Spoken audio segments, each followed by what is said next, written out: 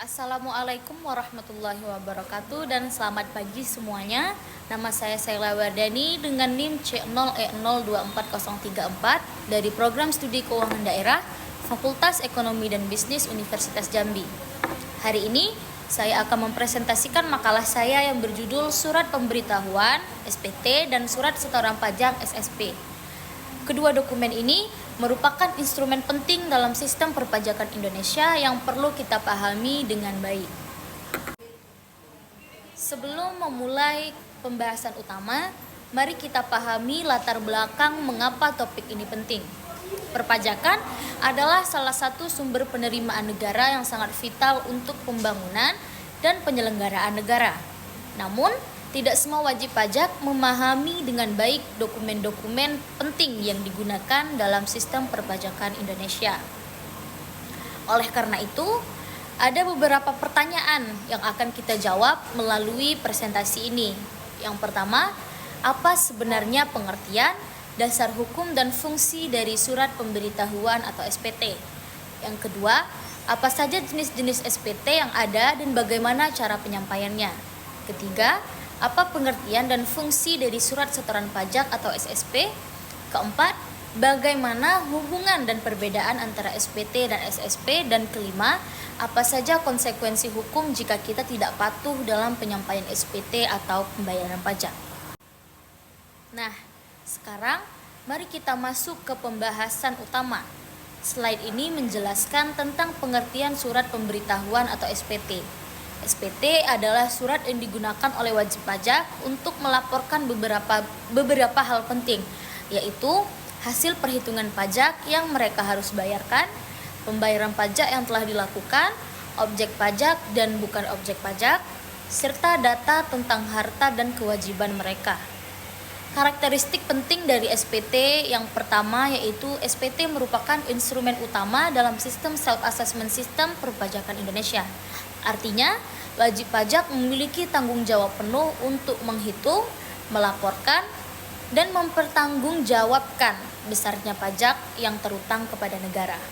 Definisi ini berdasarkan dari buku perpajakan, teori dan kasus yang ditulis oleh Siti Resmi, seorang ahli perpajakan terkemuka di Indonesia. Setiap dokumen resmi tentu harus memiliki dasar hukum yang jelas. Berikut adalah dasar hukum penggunaan SPT di Indonesia. Yang pertama, Undang-Undang Nomor 8 Tahun 1997 tentang Dokumen Perusahaan yang mengatur bagaimana dokumen, termasuk SPT, harus dikelola. Yang kedua, Undang-Undang Nomor 6 Tahun 1983 tentang Ketentuan Umum dan Tata Cara Perpajakan atau yang sering disingkat KUP. Undang-undang ini telah diubah berkali-kali, terakhir dengan Undang-Undang Nomor 11 Tahun 2020. Ketiga, peraturan pemerintah yang mengatur tentang tata cara penyampaian SPT. Dan keempat, peraturan Direktur Jenderal Pajak yang lebih detail mengatur tentang teknis pengisian dan penyampaian SPT. Menurut Dr. Kadar Pamuji, seorang pakar hukum pajak, SPT adalah bukti yang sangat penting dalam proses verifikasi dan audit pajak yang dilakukan oleh Direktorat Jenderal Pajak. Sekarang kita lihat apa saja fungsi dari surat pemberitahuan ini. Yang pertama, alat pelaporan perpajakan. SPT adalah alat formal bagi wajib pajak untuk melaporkan kewajiban perpajakan mereka kepada negara melalui Direktorat Jenderal Pajak. Ini adalah saluran resmi komunikasi antara wajib pajak dan pemerintah. Yang kedua, bukti pemenuhan kewajiban. Dengan menyampaikan SPT, wajib pajak memberikan bukti bahwa mereka telah memenuhi kewajiban penyampaian laporan perpajakan sesuai dengan ketentuan yang berlaku. Ini sangat penting untuk dokumentasi. Yang ketiga, dasar pemeriksaan pajak. SPT yang telah disampaikan menjadi dasar bagi Direktorat Jenderal Pajak untuk melakukan pemeriksaan pajak dan analisis terhadap kepatuhan wajib pajak. Dengan kata lain, SPT adalah starting point untuk audit. Keempat, data statistik perpajakan. Data yang terkumpul dari ribuan SPT wajib pajak digunakan untuk membuat statistik dan analisis ekonomi nasional. Data ini membantu pemerintah membuat keputusan ekonomi yang lebih baik. Perlu diketahui bahwa tidak semua SPT itu sama. Ada beberapa jenis SPT yang berbeda berdasarkan waktu penyampaian dan jenis pajak yang dilaporkan. Pertama, SPT tahunan. SPT ini disampaikan pada akhir tahun pajak, yaitu akhir bulan Desember. SPT tahunan melaporkan penghasilan yang diterima selama 1 tahun pajak. Perhitungan pajak penghasilan terhutang.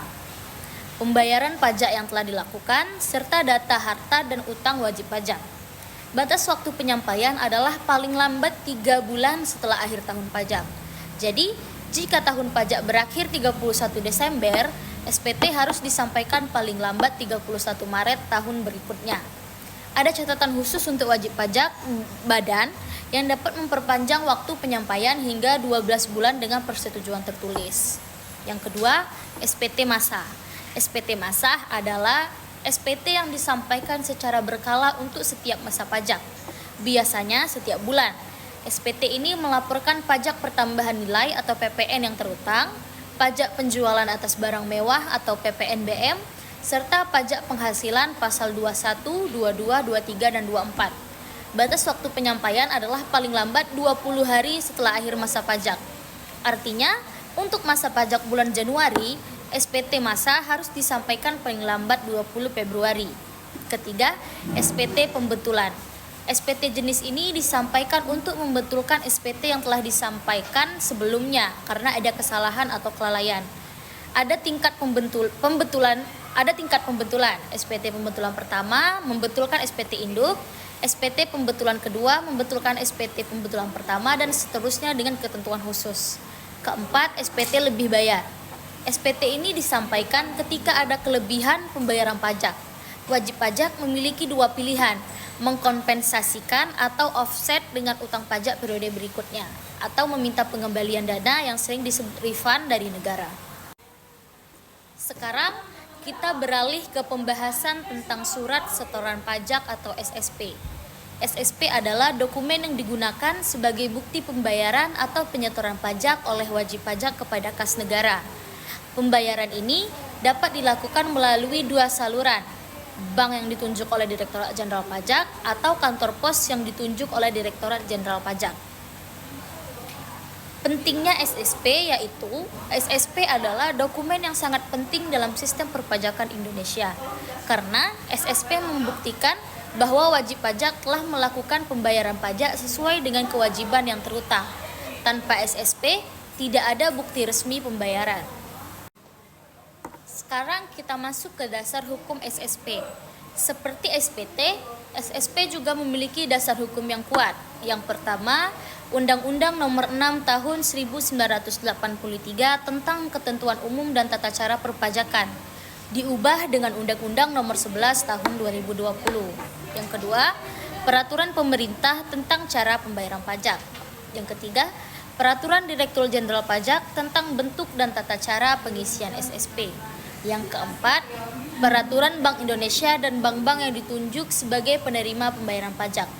Fungsi SSP itu sendiri ada 4, yaitu yang pertama, bukti pembayaran resmi. SSP adalah bukti resmi yang menunjukkan bahwa wajib pajak telah melakukan pembayaran pajak kepada negara. Yang kedua, sebagai dokumen pencatatan. SSP digunakan oleh Direktorat Jenderal Pajak untuk mencatat dan memverifikasi setiap pembayaran pajak yang masuk ke rekening negara.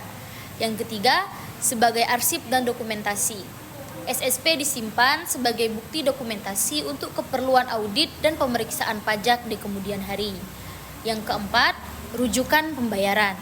SSP membuat informasi penting seperti tanggal pembayaran, jumlah pajak yang dibayar, jenis pajak, dan periode pembayaran yang dapat direferensikan oleh wajib pajak kapan saja. Komponen dari SSP itu sendiri umumnya memuat 8 informasi penting. Yang pertama, nomor SSP untuk identifikasi dokumen. Yang kedua, tanggal pembayaran. Yang ketiga, nama dan nomor identitas wajib pajak. Yang keempat, jenis pajak yang dibayarkan. Yang kelima, masa atau periode pajak yang dibayar. Yang keenam, jumlah uang yang dibayarkan. Yang ketujuh, identitas bank penerima pembayaran. Yang kedelapan, tanda tangan, tanda terima dari petugas bank. Sekarang kita lihat